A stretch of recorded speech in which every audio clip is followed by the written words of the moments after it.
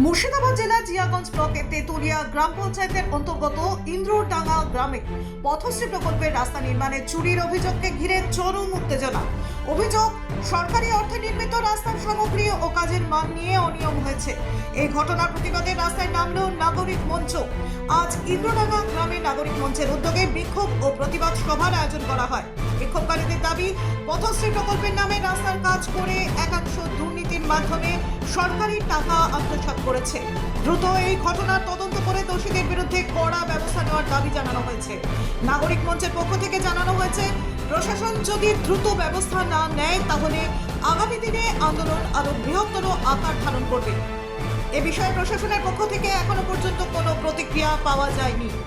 মুর্শিদাবাদ থেকে মুনতাকিম শেখের report, in Bangla news.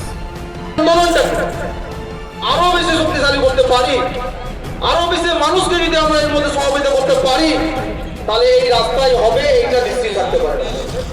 বাস করি, মানুষের সঙ্গে সুবিধা অসুবিধার সঙ্গে যুক্ত থাকি। আমি আপনাকে ব্যক্তিগতভাবে একটা বলতে পারি যে আপনাদের এই আন্দোলনের সঙ্গে আমি থাকবো, শুধু থাকবোই না, সামনে সাইডে থাকবো। যদি কেস হয়, যদি পুলিশে লাঠিচার্জ করে, তো পড়বে আমাদের উপরে। সেই লড়াই করার মানসিকতা নিয়ে যদি আমরা করতে পারি, তাহলে এই রাস্তা এখানে হতে পারে, হবে, অবশ্যই হবে। যতই যা তৃণমূলের লোক ভাবুক, যে মেম্বার ভাবুক না কেন, এটা কখনোই তারা পারবে না।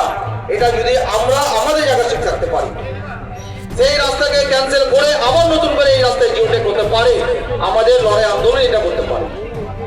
আপনারা একটা জিনিস দেখেছেন,